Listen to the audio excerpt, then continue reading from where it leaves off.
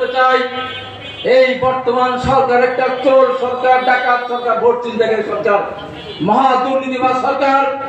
এই সরকারের বেগম খালেদা জিয়াকে একদিনও কারাগারে রাখার কোনো অধিকার নাই, কারণ তারা দুর্নীতিবাজ, মহা দুর্নীতিবাজ।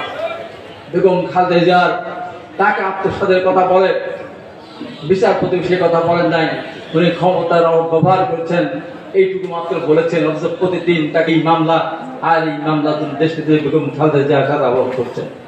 আজকে আমি পাবনা থেকে চ্যালেঞ্জ করে বলতে চাই, গতকালও বলেছিলাম, আজকেও বলতে চাই, এই সরকারের একজন মন্ত্রী খুঁজে পাওয়া যাবে না তারা শত কোটি টাকা দুর্নীতি করেনি।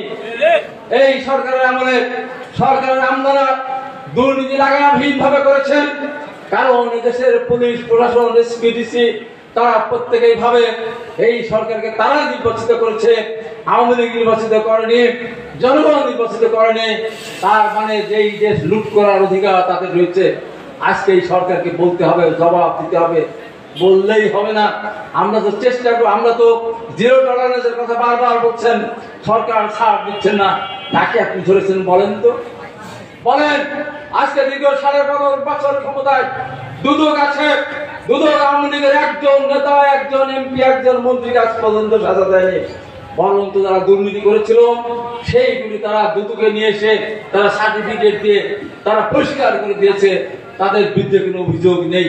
এই সার্টিফিকেট তারা দিয়ে এসেছে। বর্তমানে সরকার বলে আমরা তো চেষ্টা, আমরা তো ধরছি, কোথায় ধরলো?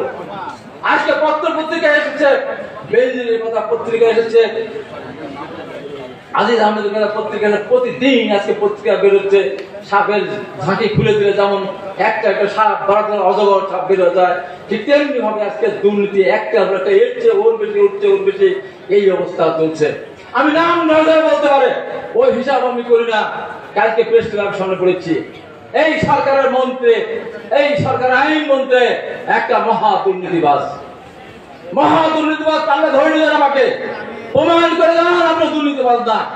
আপনার বাবা অনেক সম্পদশালী হয়েছিলেন, একজন অত্যন্ত বিজ্ঞ, উনি আইনজীবী ছিলেন, তারপরও শুধুমাত্র টাকার জন্য হোসেন মোহাম্মদ এরশাদ, সুরেশার, আমার যারা যে আমাদের উপর গুলি চালিয়ে, সেলিমদুল্লাহ, রাফুল, হোসেন, চাপর, জানাল, অসংখ্য মানুষ জীবন দিয়েছে, সেই এরশাদের আইনজীবী নিয়ে শুধু টাকার বিনিময়ে অনেক সম্পদের মালিক।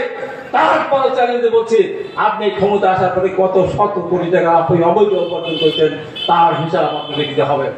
আপনার হিসাব দিতে হবে। আপনার এলাকায় শিক্ষামন্ত্রী ছিল দীপুমণি, বিদেশ মন্ত্রী ছিলেন দীপুমণি, তার এলাকার কেলেঙ্কারির কথা জানে। আমরা স্বাস্থ্যমন্ত্রী কেলেঙ্কারির কথা জানি।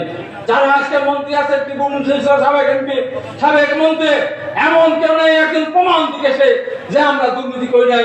একজন যদি দেখাতে না পারেন, আমার বিরুদ্ধে মামলা দেওয়া লাগবে না, সরাসরি ধরে নিতে আমাকে জেলখানা পাঠিয়ে সাজা দিতেন, বছরের পর বছর জেল কাটবো। তারপরও আপনাদের মতো দুর্নীতিবাদের বিরুদ্ধে কথা বলতেই থাকবো। বলতে বলতে এই দেশের মানুষের সাথে করে নিয়ে আল্লাহর উপর ভরসা রেখে এই পাবনা জেলা বিএনপির অফিস সামনে দাঁড়িয়ে বলছে, খুব বেশি দিন সময় লাগবে না, এই দেশের মানুষকে সাথে করে আপনাদের এই দুর্নীতিবাজ সরকারকে আমরা টেনে হেসে রাস্তায় নামিয়ে আনবো।